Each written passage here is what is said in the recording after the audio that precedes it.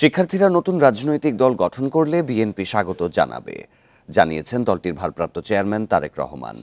তবে দল বানাতে গিয়ে রাষ্ট্র ও প্রশাসনের সহযোগিতা নিলে জনগণ হতাশ হবে বলেও উল্লেখ করেন তিনি। শনিবার বিকেলে রাজধানীতে শিক্ষক কর্মচারী ঐক্যজোটের সমাবেশে ভার্চুয়ালি যুক্ত হয়ে তিনি এসব কথা বলেন। শিক্ষার্থীদের নতুন দল গঠন নিয়ে রাজনৈতিক অঙ্গনে আলোচনা চলছে বেশ কিছুদিন ধরে। সম্প্রতি বিএনপি নেতারাও বলেছেন সরকারের ভেতর থেকে কেউ কেউ দল গঠনের চিন্তা করছে। শনিবার রাজধানীর ইঞ্জিনিয়ার্স ইনস্টিটিউশনে শিক্ষক কর্মচারী ঐক্যজোটের সমাবেশে এ নিয়ে কথা বলেন বিএনপির ভারপ্রাপ্ত চেয়ারম্যান তারেক রহমান। তিনি বলেন, নতুন রাজনৈতিক দল গঠন হলে স্বাগত জানাবে বিএনপি। রাজনৈতিক দল গঠন করতে গিয়ে কেউ যদি রাষ্ট্রীয় কিংবা প্রশাসনিক সহায়তা নেন, সেটি জনগণকে হতাশ করবে, কিংবা অন্য রাজনৈতিক দলের প্রতি তাদের আচরণ কিংবা বক্তব্য মন্তব্য যদি ঝগড়া সুলভ অথবা প্রতিহিংসামূলক হয়, সেটিও জনগণের কাছে হবে অনাকাঙ্ক্ষিত। দ্রব্যমূল্যের ঊর্ধ্বগতি ও কিছু পণ্যের ভ্যাট বাড়ায় জনগণের দুর্ভোগ নিয়ে উদ্বেগ জানান বিএনপির ভারপ্রাপ্ত চেয়ারম্যান। অন্তর্বর্তীকালীন সরকার এতদিনেও কেন বাজার নিয়ন্ত্রণে ব্যর্থ? জনগণের উপরে কেন উল্টো ভ্যাটের বোঝা চাপিয়ে দেওয়া হচ্ছে? এখনো কেন বাজার সিন্ডিকেটের দৌরত্ব চলছে?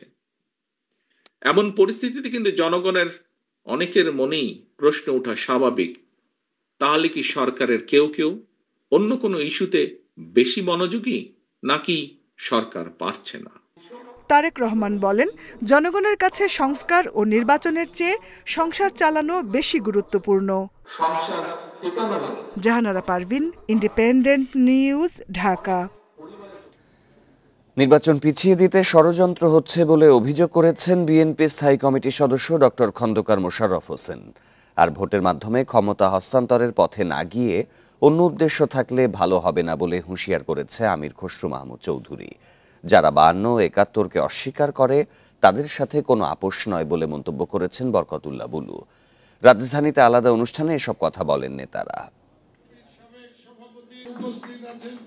শনিবার জাতীয় প্রেস ক্লাবে নিউ ইয়র্ক স্টেট বিএনপি যুক্তরাষ্ট্র শাখার উদ্যোগে আয়োজিত আলোচনা ও মতবিনিময় সভা।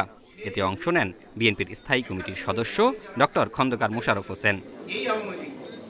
অভিযোগ করেন, নির্বাচন পিছিয়ে দিতে নানা ষড়যন্ত্র হচ্ছে। কাদের স্বার্থে পেছানোর অপচেষ্টা হচ্ছে প্রশ্ন করে তিনি বলেন, যত দ্রুত সম্ভব নির্বাচন দিতে হবে।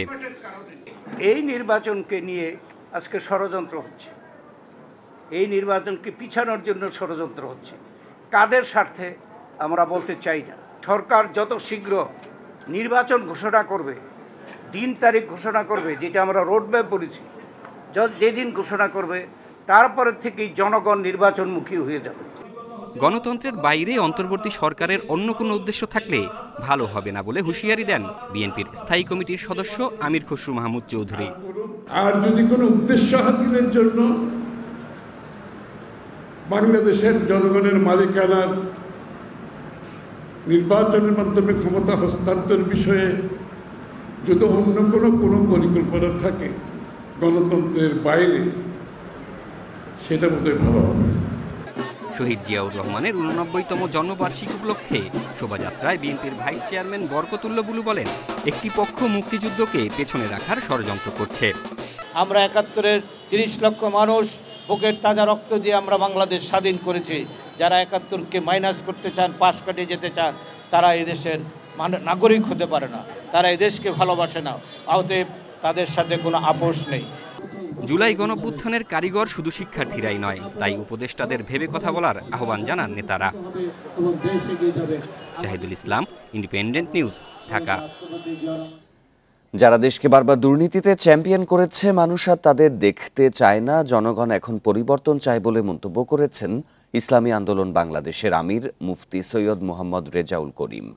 শনিবার বিকেলে রাজধানীর কারওয়ান বাজারে ইসলামী আন্দোলনের নগর সম্মেলন 2025-এ যোগ দিয়ে এই মন্তব্য করেন তিনি। বলেন, রাজনৈতিক শুদ্ধাচার ও বৈষম্যহীন কল্যাণ রাষ্ট্র গঠনে কার্যকরী নির্বাচন ব্যবস্থা সংখ্যানুপাতিক পদ্ধতিতে দরকার, যার মধ্য দিয়ে সবার মতামতের প্রতিফলন ঘটবে। এ সময় বৈষম্য বিরোধী ছাত্র আন্দোলনের মুখ্য সংগঠক আব্দুল হান্নান মাসুদ বলেন, গণ অভ্যুত্থানে যেসব রাজনৈতিক দলকে তারা সঙ্গে পেয়েছিলেন, বর্তমানে তাদের অনেকেই সঙ্গে নেই। আওয়ামী লীগকে পুনর্বাসনের চেষ্টা করছে একটি দল। তবে ফ্যাসিস্ট আওয়ামী লীগের পক্ষে যারাই অবস্থান নেবে, তাদের সঙ্গে দেশের মানুষ সম্পর্ক ছিন্ন করবে বলেও হুঁশিয়ারি দেন তিনি। ভালো কিছু আমরা চাই, তাহলে আমাদেরকে চিন্তা করতে হবে, আমাদেরকে পরিবর্তনের জন্য চেষ্টা করতে হবে। গতানুগতিক ধারায় যদি আমরা চলতে থাকি, তাহলে আমাদের নিজেদের পায়ে একটা গ্রাম্য কথা আছে, কুড়াল মারা। এই কুড়াল নিজেদের পায়ে নিজেরাই মারব। আসলে ভালো কিছু আশা আমরা আসলে করতেও পারবো না, দেখতেও পারবো না। দেশে 1-11-এর মতো পরিস্থিতি তৈরি হয়নি, এ নিয়ে ভয় পাওয়ার কিছু নেই বলে মন্তব্য করেছেন উপদেষ্টা মাহফুজ আলম। শনিবার বিকেলে লক্ষ্মীপুরের রামগঞ্জে গণসংবর্ধনা অনুষ্ঠানে তিনি একথা বলেন। এর আগে হাজীগঞ্জ বাজারে এক পথসভায় মাহফুজ সাফ জানান, আগামী নির্বাচনে ফ্যাসিবাদী আওয়ামী লীগকে অংশগ্রহণ করতে দেয়া হবে না। হাজীগঞ্জে পৌঁছলে উপদেষ্টা মাহফুজ আলমকে সংবর্ধনা জানায় ছাত্র জনতা। সেখানে পথসভায় অংশ নিয়ে মাহফুজ বলেন, সংস্কার কমিশনের প্রতিবেদনের ভিত্তিতে শিগগিরই রাজনৈতিক দল ও অংশীজনদের সাথে আলোচনা হবে। সবার মতামতের ভিত্তিতে ন্যূনতম সংস্কার করেই নির্বাচন আয়োজন করা হবে। শেখ মুজিব, শেখ হাসিনার শাসন আর বাংলাদেশে চাই না। বাংলাদেশে আওয়ামী লীগের সেই ফ্যাসিবাদী ব্যবস্থা আর চাই না। আমরা চাই বাংলাদেশ পন্থীদের হাতে থাকবে।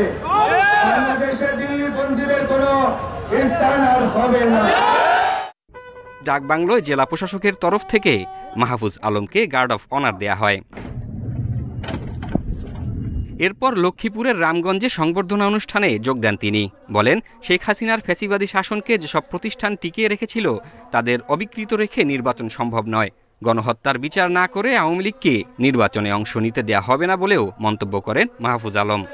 খুব শীঘ্রই রাজনৈতিক দলগুলোর সাথে ঐকমত্যের ভিত্তিতে আমরা যে সংস্কার না করলেই নয়, নির্বাচনের পূর্বে সে সকল সংস্কার করতে চাই। আমরা যারা ফ্যাসিবাদ বিরোধী শক্তি আছি, ঐক্যবদ্ধ হই, সরকারকে সহযোগিতা করে এই সংস্কারগুলো করার জন্য। দিল্লিপন্থীরা এখনো ষড়যন্ত্র চালিয়ে যাচ্ছে বলেও সতর্ক করেন উপদেষ্টা। জাহিদুল ইসলাম, ইন্ডিপেন্ডেন্ট নিউজ। রাজনীতি দ্বিমত যেন ফ্যাসিস্টদের সুযোগ করে না দেয় বলে মন্তব্য করেছেন জাতীয় নাগরিক কমিটির মুখ্য সংগঠক সার্জিস আলম। শনিবার দুপুরে পঞ্চগড় রেলওয়ে স্টেশনের সৌন্দর্য বর্ধন কাজের উদ্বোধন শেষে সাংবাদিকদের কথা বলেন তিনি বলেন, খুনি হাসিনা দেশের বাইরে থেকে চক্রান্ত করছেন। দেশ থেকে লক্ষ কোটি টাকা চুরি করে এখন সেসব দিয়ে প্রোপাগান্ডা ছড়াচ্ছেন। এ বিষয়ে অন্তর্বর্তী সরকারের পাশাপাশি রাজনৈতিক দলগুলোকে সচেতন থাকার কথাও বলেন তিনি। এখন জাতীয় ঐক্য সবচেয়ে গুরুত্বপূর্ণ বলেও মন্তব্য করেন সার্জিস। বলেন, এজন্য সবার আগে ব্যক্তি, দল বা গোষ্ঠী স্বার্থের আগে বাংলাদেশের স্বার্থ চিন্তা করতে হবে। তাহলেই জুলাই অভ্যুত্থানের স্পিরিট সফলভাবে বাস্তবায়ন সম্ভব হবে বলেও জানান তিনি।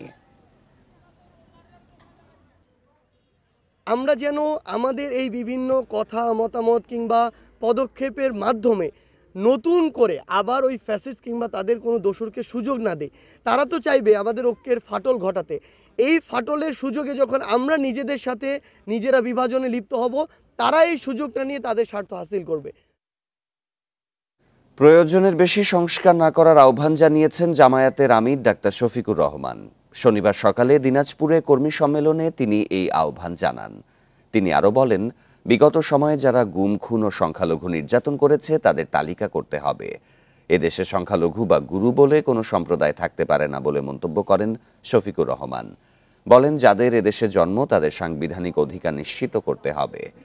হিন্দু জনগোষ্ঠীকে সংখ্যালঘু না ভাবার আহ্বান জানান জামায়াতের আমির। যারা হিন্দুদের অত্যাচার করেছে তাদের বিচার করার দাবি জানান শফিকুর রহমান। আমরা বর্তমান সরকারকে বলি, অনেক সংস্কার করার ব্যাপারে আপনারা হাত দিয়েছেন, যতটা সম্ভব করুন, তবে আরেকটা বিষয়ে হাত দেন। একটা নিরপেক্ষ সরকার এটা পারবে, দলীয় সরকার হয়তো বা এটা করবে না। গত 54 বছরে বাংলাদেশে বিভিন্ন ধর্মের মানুষ যাদের হাতে নির্যাতিত হয়েছে, যাদের উপর জুলুম করা হয়েছে, সেটা খুন, ধর্ষণ, লুট দখল যাই হোক, চাঁদাবাজি হোক, এদের নামের কালো তালিকা প্রকাশ করে দেন। উপদেষ্টা পরিষদ পুনর্গঠন করে জাতীয় সরকার গঠনের দাবি জানিয়েছেন গণ অধিকার পরিষদের সভাপতি নুরুল হক নূর। শনিবার বিকেলে ঢাকা রিপোর্টার্স ইউনিটিতে এক আলোচনা সভায় তিনি বলেন, জুলাই অভ্যুত্থানের মধ্য দিয়ে গঠিত বর্তমান সরকার জনগণের দাবি পূরণে ব্যর্থ। নুরুল হকের অভিযোগ, সরকারের ব্যর্থতার কারণে ফ্যাসিবাদী আওয়ামী লীগ মাথাচাড়া দিয়ে উঠছে। এছাড়া রাজনৈতিক দলগুলোর মধ্যেও বিভেদ স্পষ্ট। এজন্যই 111-এর মতো ঘটনার আলোচনা আবারও আসছে। এটি যাতে না হয় সেজন্য উপদেষ্টা পরিষদ পুনর্গঠন করতে হবে। সব দলকে নিয়ে জাতীয় সরকারের কোনো বিকল্প নেই বলেও মনে করেন নুরুল হক নূর। একই সাথে আওয়ামী লীগকে নিষিদ্ধে সব দলের ঐক্য প্রয়োজন বলেও মন্তব্য তার। নতুন বাংলাদেশের পরিবেশ আমরা দেখতে পাবো। আপনারা গত 5 মাসে রাষ্ট্র পরিচালনায় ব্যর্থতার পরিচয় দিয়েছেন। অনতিবিলম্বে উপদেষ্টা পরিষদ পুনর্গঠন করেন এবং সমস্ত রাজনৈতিক দল, আন্দোলনের অংশীদার, নাগরিক সমাজ সহ সবার সাথে আলাপ আলোচনা করে জাতীয় ঐক্য এবং সংহতির মাধ্যমে আগামীর বাংলাদেশ বিনির্মাণে জাতীয় সরকার গঠন করেন। অনলাইনে আজ থেকে শুরু হচ্ছে সাবেক এমপিদের শুল্কমুক্ত সুবিধায় আনা 24টি বিলাসবহুল গাড়ির নিলাম। 12তম সংসদ বিলুপ্তির পর এসব গাড়ির শুল্কমুক্ত সুবিধা প্রত্যাহার করে এনবিআর। ফলে নিলামে 8 গুণ বেশি শুল্ক আদায়ের মাধ্যমে 175 কোটি টাকা রাজস্ব আয়ের আশা করছে কাস্টম হাউস। দ্বাদশ জাতীয় সংসদের 51 জন সদস্য শুল্কমুক্ত সুবিধায় গাড়ি আমদানিতে এলসি খোলেন। এর মধ্যে গাড়ি এনে ছাড় করান 6 জন। আগস্টে আওয়ামী লীগ সরকার পতনের পর আমদানি করা এসব গাড়ির শুল্কমুক্ত সুবিধা বাতিল করে এনবিআর। এরপর ফরিদপুর 3 আসনের সাবেক সাংসদ AK আজাদ শুল্ক কর দিয়ে 1 কোটি 3 লাখ টাকার একটি গাড়ি 8 কোটি 54 লাখ টাকায় ছাড় করান। বাকি গাড়ির বিষয়ে 2 দফা নোটিশ জারির পরও কোনো সাড়া পাওয়া যায়নি। এরপর এসব গাড়ি নিলামের ঘোষণা দেয় কাস্টমস কর্তৃপক্ষ। শুল্কমুক্ত সুবিধায় আনা গাড়িগুলোর মধ্যে প্রথম ধাপে 24টি গাড়ি অনলাইন নিলামে তোলা হচ্ছে। ফেব্রুয়ারির প্রথম সপ্তাহে এসব গাড়ি সরাসরি দেখতে পারবেন ক্রেতারা। কিছু গাড়ির তালিকা বন্দর থেকে আমাদের কাছে সরবরাহ করেছে, যেটা আমরা RL বলি, যেটু আমদানি করা হয়েছে কিন্তু এখন পর্যন্ত খালাস করা হয়নি। 24টা গাড়ি যেটা আমদানি করা সব থেকে সাবেক সংসদ সদস্য, বিগত যে সংসদ যেটা ছিল সেটার তারা সংসদ সদস্য ছিলেন। সংশ্লিষ্টরা বলছেন, বিলাসবহুল এসব গাড়ি যাতে নিলাম প্রক্রিয়ার কারণে নষ্ট না হয় সেদিকে খেয়াল রাখতে হবে। এটার দাম যদি 14 কোটি হয়, নিশ্চয়ই 14 কোটি টাকা দিয়ে তিনি কিনতে চাইবেন না, আরেকটু হয়তো কম হবে। তো এই দুইটার ইকুইলিব্রিয়াম করতে হবে আর কি, যে আমি খুব সুপার প্রফিট করতেও পারবো না, আবার কাস্টমস যদি ধরে রাখে যে তার বুক ভ্যালুতেই এটা নিতে হবে, সেটাও কিন্তু সঠিক না। দীর্ঘসূত্রিতার কারণে গাড়িগুলো অবস্থা খারাপ হয়ে যেতে পারে। সুবিধার জন্য আমরা একটা মতামত দিতে চাই যে এই গাড়িগুলোকে কোনোভাবে ওই প্রক্রিয়ার মধ্যে, দীর্ঘসূত্রিতার প্রক্রিয়ার মধ্যে যাতে ফেলা না হয়। কাস্টম হাউসের তথ্যমতে সবচেয়ে দামি গাড়িটি আনেন সুনামগঞ্জ 4 আসনের সাবেক সংসদ সদস্য মোহাম্মদ সাদিক, শুল্ক সহ, যেটির দাম প্রায় 9.25 কোটি টাকা। আর সবচেয়ে কম 5 কোটি 63 লাখ টাকা দামের গাড়ি এনেছেন ময়মনসিংহ 7 আসনের সাবেক এমপি ABM আনিসুজ্জামান। অনুপম শীল, ইন্ডিপেন্ডেন্ট নিউজ, চট্টগ্রাম। শুধুমাত্র নামের মিল থাকায় দীর্ঘ 1 যুগ ধরে মামলার বোঝা বয়ে বেড়াচ্ছেন শরীয়তপুরের জাজিরা পৌরসভার বাসিন্দা স্বপন খান। পুলিশের গাফিলতির কারণে স্বপন খান দীর্ঘ এই ভোগান্তিতে পড়েছেন বলে অভিযোগ স্বজন ও মানবাধিকার সংস্থার। এ বিষয়ে আদালত থেকে তদন্তের নির্দেশ পেলে অধিকতর তদন্ত করা হবে বলে জানান পুলিশ সুপার। দীর্ঘ 1 যুগ ধরে অপরাধ না করেও অস্ত্র মামলার বোঝা বয়ে বেড়াচ্ছেন জাজিরা পৌরসভার 3 নম্বর ওয়ার্ডের কৃষক মালেক খানের ছেলে স্বপন খান। পুলিশের কোনো অপরাধের তালিকায় নাম নেই তার। পরিবারের অভিযোগ, এক আসামির নামের সাথে মিল থাকায় গ্রেপ্তার করা হয় তাকে। মামলার নথি বিশ্লেষণ করে দেখা যায় 2009 সালের 12 ডিসেম্বর গুলশান থানার একটি অস্ত্র মামলায় আসামি করা হয় জাজিরা মুল্লা ইউনিয়নের হামগাঁও গ্রামের স্বপন খান ওরফে সুমন খানকে। 2012 সালে ওই মামলায় গ্রেপ্তার করা হয় জাজিরা পৌরসভার মতিসাগর গ্রামের দিনমজুর স্বপন খানকে। সেই মামলায় 23 দিন কারাভোগ শেষে জামিন মিললেও মামলা থেকে অব্যাহতি পাননি স্বপন। কোর্টের শুধু তারা ডকুমেন্ট নানান ডকুমেন্ট চাচ্ছে, ওইটা দিতে আমাদেরও পসিবল ছিল না, আর তখন আমরা অর্থ সংকটে পড়ে যাই। আমাদের এলাকায় যে স্বপন খা, উনি কখনো ঢাকা ছিল না, প্রকৃত আসামি স্বপন খান ওরফে সুমন খান সম্পর্কে খোঁজ নিতে হামগাঁও এলাকায় তার বাড়িতে গেলেও পাওয়া যায়নি কাউকেই। জানা যায় দীর্ঘ 15-20 বছর যাবৎ এলাকায় আসে না তারা। প্রায় 15-20 বছর যাবৎ দেশে আসা যাওয়া নাই এবং সে জানি জেলে আছে। মামলার তদন্ত কর্মকর্তার দায়িত্বে অবহেলার জন্য এমন ভুল হয়েছে বলে জানিয়েছে মানবাধিকার সংস্থা। যে মামলার যিনি তদন্তকারী কর্মকর্তা তিনি যদি সঠিকভাবে তদন্ত করতেন তাহলে প্রকৃত স্বপন খানকে উদ্ঘাটন করে তাকে আসামি করতে পারতেন। আদালতের নির্দেশ পেলে বিষয়টি অধিকতর তদন্তের আশ্বাস পুলিশের এই কর্মকর্তার। বিজ্ঞ আদালত থেকে এই বিষয়ে যদি পরবর্তীতে কোনো ধরনের আমাদেরকে ইনকোয়ারি অথবা অনুসন্ধান করার জন্য বলা হয়, তো সেক্ষেত্রে আমরা অনুসন্ধান সাপেক্ষে পরবর্তীতে বলতে পারবো যে আসলে ওই স্বপন খানই প্রকৃতপক্ষে মানে তার পূর্বে তো অন্য কোনো স্বপন খান জেলে আছেন কিনা। মামলার খরচ ও হয়রানি থেকে বাঁচতে অনেকটা অভিমান করেই 8 বছর আগে প্রবাস জীবন বেছে নিয়েছেন দিনমজুর স্বপন খান। Independent news. দালালদের 42 লাখ টাকা দিয়েও ইটালি যাওয়া হয়নি মাদারীপুরের রাকিব মহাজনের। উল্টো অমানবিক নির্যাতনের কারণে লিবিয়ার হাসপাতালে মারা গেছেন তিনি। তার মৃত্যুর খবরও দিয়েছে দালালরা। এই ঘটনায় বাকরুদ্ধ পরিবার। দেশে কাজ করা চক্রের সদস্যদের শাস্তি দাবি করেছে এলাকাবাসী। রাকিব মহাজনকে লিবিয়া হয়ে ইতালি যাওয়ার প্রলোভন দেখান জাহাঙ্গীর মৃধা নামে এক ব্যক্তি। লিবিয়ায় জাহাঙ্গীরের ভাইরা সোহাগ মাতব্বরের মাধ্যমে 27 লাখ টাকায় চুক্তি হয়। তবে সেখানে গেলে রাকিবকে আরও টাকার জন্য নির্যাতন শুরু করে সোহাগ। আটকে রাখা হয় মাফিয়াদের গেম ঘরে।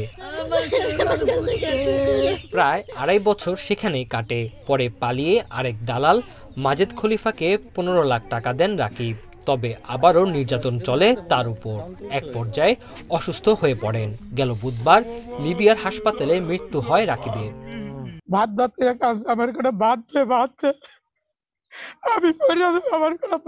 সোহাগ মাতবার মনে করেন নিয়ে আমার বাবার একা শেষ মাসা লিবিয়া হাসপাতাল ভর্তি করে শেষ মাসে আমার বাবার মৃত্যুবাসী করে দিছে।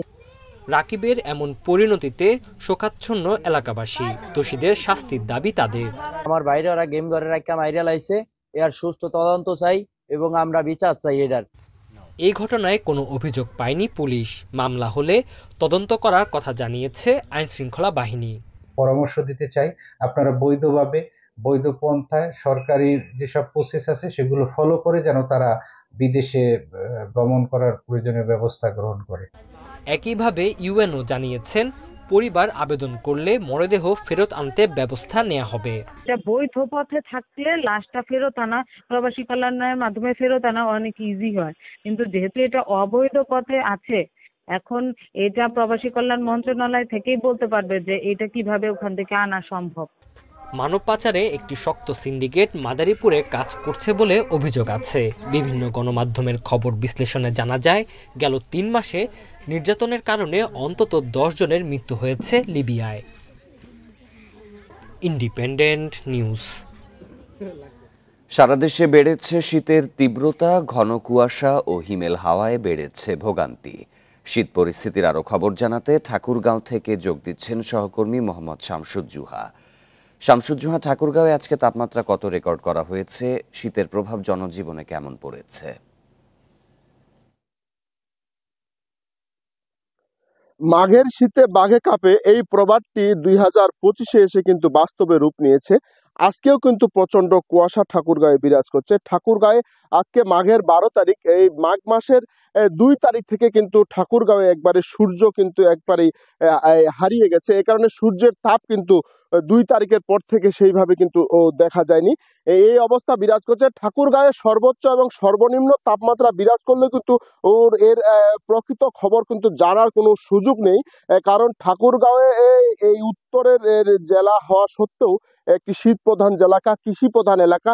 এই এলাকাতে কিন্তু আবহাওয়ার অধিদপ্তরের কোনো কার্যক্রম নেই। এই কারণে কিন্তু আমরা আবহাওয়ার প্রকৃত খবর কিন্তু এখানে জানতে পারি না। এটি একটি ঠাকুরগাঁওয়ের মানুষের জন্য একটি বড় দুর্ভোগ, কারণ এটি শীত প্রধান কখন আসে শীত কখন যায় এটি কিন্তু জানার কোনো সুযোগ নেই। এ কারণে কিন্তু আমি এই আবহাওয়ার খবরটি আজকেও কিন্তু জানাতে পারছি না। আর যেটি আমরা কৃষি বিভাগ থেকে পায়ে থাকি সেটি কিন্তু বর্তমান সময়ে এই বছরে ঠাকুরগাঁয়ে সর্বনিম্ন তাপমাত্রা 10 ডিগ্রি নিচে কিন্তু বিরাজ করছে, এটি আমরা কিন্তু জানতে পেরেছি। এই ঠাকুরগাঁওয়ে এই শীত প্রধান এলাকা হয়, কৃষি প্রধান এলাকা, এই কারণে এখানে কিন্তু জনদুর্ভোগ চরমে পৌঁছেছে। এই ঠান্ডার কারণে মানুষ কিন্তু মাঠে একবারে কাজ করতে পারছেন না। তীব্র শীতের কারণে কিন্তু ঘন কুয়াশা, এ কারণে রাস্তাঘাটে কিন্তু মানুষের উপস্থিতি অনেকটাই কমে গেছে। খুব বেশি প্রয়োজন ছাড়া মানুষ কিন্তু ঘর থেকে বাইরে যাচ্ছেন না। কৃষি ক্ষেতে বর্তমান সময়ে একটি আলুর ভরা মৌসুম, এ কারণে কিন্তু আলু চাষিরা যে রয়েছেন তারা কিন্তু বর্তমানে খুব দুশ্চিন্তার মধ্যে রয়েছেন। কারণ আলু একটি এই ফসল, শীত প্রধান ফসল, এই শীতের মধ্যে কিন্তু আলু চাষিরা আলু যদি ভালোভাবে যত্ন পরিচর্যা করতে না পারেন, এই ছত্রাকনাশক স্প্রে না করতে পারেন, তাহলে কিন্তু তারা একটা চরম ক্ষতির মধ্যে পড়বেন। এছাড়া কয়েকদিনের পরেই কিন্তু ঠাকুরগাঁয়ে বোরো চাষাবাদ শুরু হবে। বোরো চাষিরা কিন্তু এই যে বোরোর বীজতলা রয়েছে তারা পলিথিন দিয়ে ঢেকে রেখেছেন এই বীজতলা, এবং এই কারণে বর্তমান সময়ে ঠাকুরগাঁয়ে রোগ বালাই কিন্তু ঘরে ঘরেই দেখা দিয়েছে। বিশেষ করে শীতজনিত রোগ, শিশুরা কিন্তু বেশি পরিমাণে আক্রান্ত হচ্ছেন এবং বাড়িতে প্রাথমিক চিকিৎসার পরে কিন্তু অনেকেই হাসপাতালে ভর্তি হয়ে চিকিৎসা নিচ্ছেন।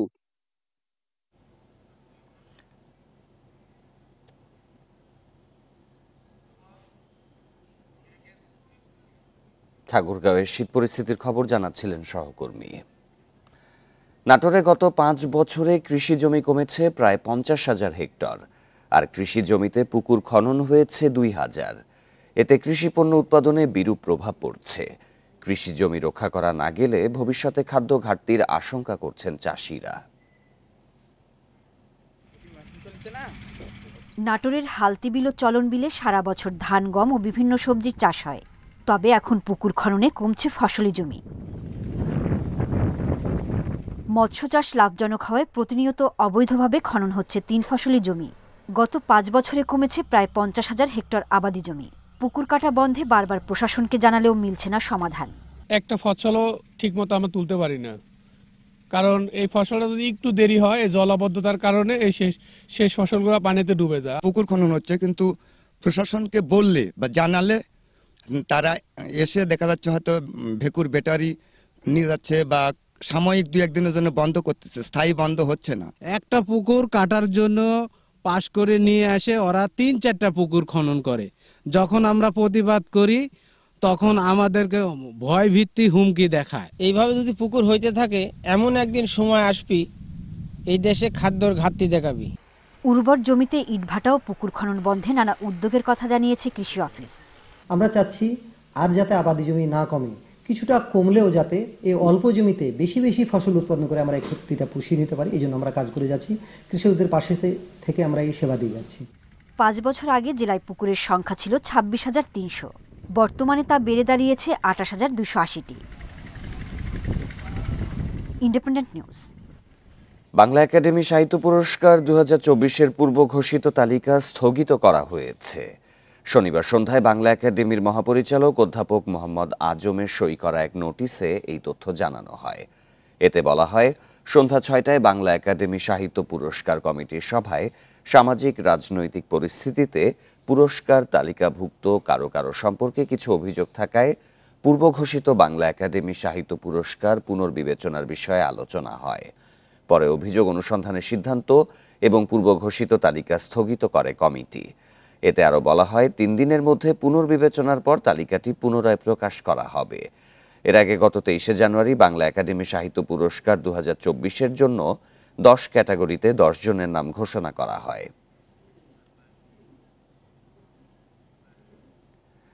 এবারের অমর একুশে বইমেলা হবে পলিথিন বা পলিপ্রোপাইলিন মুক্ত।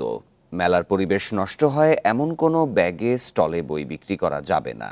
সেই সাথে একবার ব্যবহারযোগ্য বোতলজাত পণ্য মেলায় নিষিদ্ধ থাকছে বলে জানিয়েছেন পরিবেশ উপদেষ্টা এবং বাংলা একাডেমি। ভাষার মাস ফেব্রুয়ারিতে শুরু হয় অমর একুশে বইমেলা, তাই বাংলা একাডেমি ও সোহরাওয়ার্দী উদ্যানে চলছে শেষ সময়ের প্রস্তুতি। শুরু হয়েছে স্টল তৈরির প্রাথমিক কাজ। প্রতি বছর মেলায় গড়ে প্রায় 50 কোটি টাকার বই বিক্রি হয়। 1000-এরও বেশি স্টলে বিক্রি হয় লাখখানেক বই। এর বেশিরভাগই পলিথিন বা পলিপ্রোপাইলিন ব্যাগে। কিন্তু এবারের বইমেলায় এমন ব্যাগ ব্যবহার নিষিদ্ধ থাকছে। আমাদের মাননীয় প্রধান উপদেষ্টা যে বিপিএল হচ্ছে, উনি কিন্তু পরিবেশ মন্ত্রণালয়কে ওখানে ইনভলভ করেছেন যে জিরো ওয়েস্ট একটা ক্রিকেট গেম তোমরা করার চেষ্টা করো, এবং সেখানেও আমরা প্লাস্টিকের পানির বোতল, পলিথিন ব্যাগ এগুলো যেন না যায় সেই চেষ্টাটা করে যাচ্ছি। তারই আলোকে যে কি করে সকল ব্যানার, পোস্টার আমরা কাপড়ে বা কাগজে করতে পারি, এবং ওইখানে যেন কোনোভাবেই প্লাস্টিক না নেওয়া হয়, পলিথিন শপিং ব্যাগ না নেওয়া হয়। পরিবেশ ও বন উপদেষ্টা জানান, বইমেলায় পরিবেশ নষ্ট হয় এমন ব্যাগের বিকল্প কাগজ ও কাপড়ের ব্যাগে যোগান দিতে প্রস্তুত রয়েছে পরিবেশ ও বন মন্ত্রণালয়। কেউ হয়তো একটা পানির বোতল নিয়ে ঢুকে গেল, মেলায় আসা কোনো মানুষের সাথে আমরা দুর্ব্যবহার করব না, কিন্তু ওইখানে বর্জ্য ব্যবস্থাপনার আমরা একটা সিস্টেম রাখবো যেখানে ভলান্টিয়ার ওইটা কালেক্ট করে এক জায়গায় আনবে। তবে কোনো বই যেন পলিথিনের ব্যাগে বা পলিপ্রোপাইলিনের ব্যাগে দেয়া না হয়, সেই চেষ্টা আমরা অবশ্যই করব। বাংলা একাডেমির মহাপরিচালক জানালেন, বইমেলার নীতিমালা বাস্তবায়নে সক্রিয় থাকবে তারা। সরকারি সিদ্ধান্তই আছে আসলে যে আমরা এই ধরনের পলিথিন কিংবা প্লাস্টিক এই জাতীয় জিনিসপত্রকে নিরুৎসাহিত করব। ফলে আমরা মেলায় এই ব্যাপারটা খুব জোরালোভাবে দেখার সিদ্ধান্ত নিয়েছি। বাংলাদেশ সহ জাতিসংঘের ১৯৩টি সদস্য রাষ্ট্র ২০২৪ সালের মধ্যে প্লাস্টিক দূষণ বন্ধে চুক্তি করেছিল, অথচ সেই সময়সীমা পার হয়ে গেলেও এ বিষয়ে তেমন কোনো অগ্রগতি নেই। Shahriar Anirban, independent news, Dhaka. শেষ দিকে এসে জমজমাট ঢাকা আন্তর্জাতিক বাণিজ্য মেলা। বাজার সম্প্রসারণে মেলায় চলছে এসএমই উদ্যোক্তাদের পণ্য বেচা কেনা। কাপড়, জুতা, কাঠের তৈরি আসবাবপত্র বিক্রি হচ্ছে, নানা ধরনের পণ্য। দেশীয় পণ্যের বাজার বাড়াতেই এই আয়োজন। দেশের ৭৮ লাখের বেশি কুটির, মাইক্রো, ক্ষুদ্র ও মাঝারি বা সিএসএমই শিল্প প্রতিষ্ঠানে প্রায় ২.৫ কোটির বেশি জনবল কর্মরত রয়েছে। অর্থনীতিতে এ খাতের অবদান ৩২%। উদ্যোক্তাদের বাজার সম্প্রসারণে বাণিজ্য মেলায় স্থাপন করা হয়েছে এসএমই প্যাভিলিয়ন। মেলায় এসএমই ফাউন্ডেশনের প্যাভিলিয়নে ১১ জন উদ্যোক্তা তাদের পণ্য প্রদর্শন ও বিক্রয়ের সুযোগ পাচ্ছেন। এই প্যাভিলিয়নে পণ্যের মধ্যে রয়েছে চামড়াজাত পণ্য, পাটজাত, সিরামিক্স, তাঁত, কৃষি ও হস্তশিল্পের পণ্য। এখানে আমাদের মূলত বিজনেস না, প্রফিট না, আসলে এখানে আমাদের মূলত প্রচারের জন্য আমরা আসি। কাস্টমারকে আমরা স্যাটিসফাইড একটু কম করতে পারছি। তারা বলতেছে যে পাটের দামটাও দ্বিগুণ, বাট আমাদের তো এখন সব জিনিসের দাম বাড়তি। ভালো জিনিস পরিবেশের জন্য এই জুতাগুলো সবাইকে নিতে হয়। এটা হইলো আমাদের নিজস্ব বাংলাদেশের প্রোডাক্ট, জুট প্রোডাক্ট। ক্রেতারা বলছেন, এক ছাদের নিচে বিভিন্ন দেশীয় পণ্য পাচ্ছেন তারা। এসএমই খাতের পরিচিতিও বাড়ছে। ভালো ভালো প্রোডাক্টগুলো আসতেছে, অনেক প্রোডাক্টগুলো আসতেছে, ইউজ করা যায়, দেখতে সুন্দর, ভালো, মোটামুটি ভালোই প্রচার হচ্ছে। তো অন্যান্য সময় আমরা ক্ষুদ্র কুটির শিল্পীগুলো পাচ্ছি না, বাণিজ্য মেলার মধ্যে আমরা যেটা প্রয়োজন ওইটাই পাচ্ছি। পণ্যগুলো মোটামুটি ভালো, আর দামটা মোটামুটি আমাদের নাগালের মধ্যেই আছে। এবারের মেলায় বিভিন্ন ক্যাটাগরির ৩৬৫টি প্যাভিলিয়ন ও স্টল রয়েছে। এর মধ্যে ৩৫১টি দেশি প্রতিষ্ঠানের stall pavilion. Amirul Islam, independent news, Dhaka. Awami League সরকারের সময় দেশে গ্যাসের উৎপাদন কমেছিল ৩০% পর্যন্ত। দুর্নীতি করতেই চড়া দামে গ্যাস আমদানির নীতি নেওয়া হয়েছিল বলে মনে করেন বিশ্লেষকরা। শনিবার রাজধানীতে এফবিসিসিআই আয়োজিত এক সেমিনারে এসব কথা উঠে আসে। এ সময় জ্বালানি খাতের অপরাধের বিচার করতে আলাদা ট্রাইব্যুনাল গঠনের তাগিদ দেয় ক্যাব। দেশের বিদ্যুৎ ও জ্বালানি খাতের বর্তমান অবস্থা নিয়ে সেমিনারের আয়োজন করে এফবিসিসিআই। এতে নিজেদের মতামত তুলে ধরেন ব্যবসায়ী, বিশেষজ্ঞ ও খাত সংশ্লিষ্টরা। এ সময় ব্যবসায়ীরা অভিযোগ করেন, চাহিদা থাকা সত্ত্বেও জ্বালানি পাওয়া যাচ্ছে না। এতে বন্ধ হয়ে গেছে অনেক কারখানা, যার নেতিবাচক প্রভাব পড়ছে অর্থনীতিতে। এমন পরিস্থিতিতে নিরবিচ্ছিন্ন জ্বালানির দাবি করেন তারা। প্রাকৃতিক সম্পদের সুষম ব্যবহারটা এখানে হচ্ছে না, কিন্তু আসলে এটা সুষম ব্যবহার নয়। সুতরাং সুষম ব্যবহারটাও আমাদেরকে নিশ্চিত করতে হবে। এগুলার যদি উন্নতি না হয়, আমরা নতুন সরকারের কাছে প্রত্যাশা, আমরা আশা করি আমরা এনার্জি সিকিউরিটি আমাদের উদ্যোক্তাদের জন্য এনশিওর করে যেতে পারবো। সেমিনারে জ্বালানি বিশেষজ্ঞরা বলেন, গেল 10 বছরে নিজস্ব গ্যাস উৎপাদন কমেছে 76 কোটি ঘনফুট। বিগত সরকারের সময়ে এ খাতে ব্যাপক লুটপাট হয়েছে। এমন অপরাধ বিচার করতে আলাদা ট্রাইব্যুনাল গঠনের তাগিদ দেন তারা। ঘাটতি দেখিয়ে নিয়ে চুরি হয়ে যাচ্ছে, তো যারা চুরি করেছে 4 জনের নাম অলরেডি বলা হয়েছে। সেই 4 জনের মধ্যে সেই 4 জন সরাসরি চুরির সঙ্গে জড়িত যতটা না, অন্তত চুরির প্রক্রিয়ায় ছিলেন তারা। একজন হচ্ছে আবুল কালাম আজাদ, একজন হচ্ছে তৌফিক ইলাহি, একজন হচ্ছে কাইকাউস, আর একজন হচ্ছে মনোয়ারুল ইসলাম। এ সময় জানানো হয় বছরে বিদ্যুৎ ও জ্বালানি খাতে 52,000 কোটি টাকা ভর্তুকি দেয় সরকার। দুর্নীতি রোধে জ্বালানি আমদানিতে উন্মুক্ত প্রতিযোগিতার ব্যবস্থা করা হবে বলে জানান জ্বালানি উপদেষ্টা। আমরা একটা খুব কঠিন পরিস্থিতি ইনহেরিট করছি, যেটা ছিল না। ওই যেটা বলা হয়েছে গ্যাসের অনুসন্ধান করা হয় না, তারপরে অনেক বেশি দামি।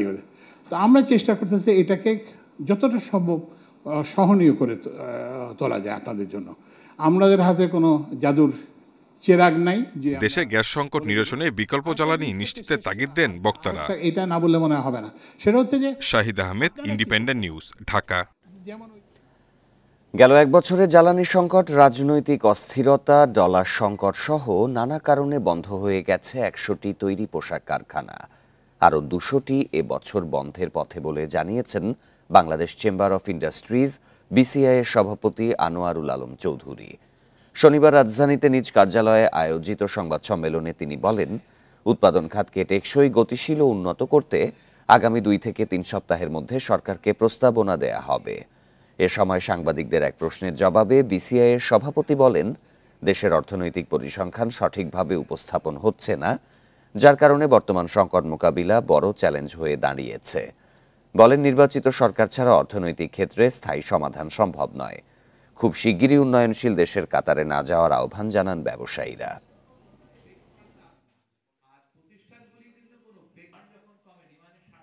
উদ্যোক্তা বা নতুন যারা আসতে যাচ্ছে তারাও যাতে ফ্রাস্ট্রেটেড না হয়, প্যানিক না হয়, সেটার জন্য আমরা মনে করি যে সরকারের যে 2-4টা যে কমেন্টগুলি আসছে সেগুলি বিভ্রান্তমূলক এবং সেগুলি সবাইকে বরঞ্চ আরও ক্ষতিগ্রস্ত করবে। এবং তৃতীয় পক্ষের ইন্ধনে চট্টগ্রাম ইপিজেডে শিশু হত্যার গুজব রটিয়ে অস্থিতিশীল পরিস্থিতি তৈরি করা হয়েছে বলে জানিয়েছে পুলিশ। শনিবার দুপুরে এক সংবাদ সম্মেলনে এই তথ্য নিশ্চিত করেছে মেট্রোপলিটন পুলিশের উপপুলিশ কমিশনার রইস উদ্দিন। পুলিশ জানায়, ইতিমধ্যে শ্রমিক সেজে গুজব প্রচারকারী একটি পক্ষকে চিহ্নিত করা হয়েছে। তবে এই ঘটনায় এখনও কাউকে আটক করা যায়নি, কিন্তু জড়িতদের আটক করতে কাজ চলমান রয়েছে বলে জানায় পুলিশ। এছাড়া ইপিজেডের ভেতরে বিনিয়োগকারীদের সংখ্যা কাটাতেও কাজ চলছে। এ ঘটনায় গুজবের শিকার 3 শিশুকে বৃহস্পতিবার জীবিত উদ্ধার করে পুলিশ। এর আগে গেল বুধ ও বৃহস্পতিবার পরপর 2 দিন সন্ধ্যায় চট্টগ্রাম ইপিজেডে শিশু হত্যার খবরে দফায় দফায় সংঘর্ষ হয়েছে। সংঘর্ষে আইন শৃঙ্খলা রক্ষাকারী বাহিনী ও শ্রমিকদের 2 পক্ষে হতাহত হয়েছে অন্তত 1.5 শতাধিক। ভাঙচুর করা হয় 2টি কারখানা ও বেবজান নির্মাণাধীন একটি ভবন। নৌবাহিনী একটি টহল গাড়ি ভাঙচুর সহ হামলার ঘটনা ঘটেছে নৌবাহিনী কলোনিতেও।